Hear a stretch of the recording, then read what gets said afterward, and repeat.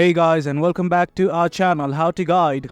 In this tutorial, we're gonna look at how to change the app language in Trust Wallet. Now let us begin.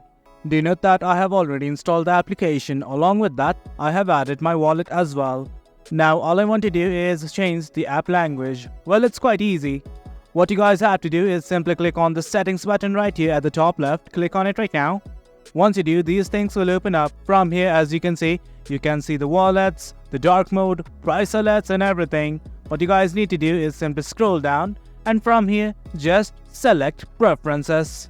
As you guys can see, there are multiple options like currency, the app browser, note settings and everything. But right now our focus is only on app language. Click on it, and from here select the language of your choice. I'm gonna select one right now.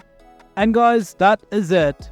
That's how we change the app language for Trust Wallet. Hope you guys found this video informative, and for more content like this, do remember to hit like, share and subscribe. Your support fuels us. Until next time, thank you.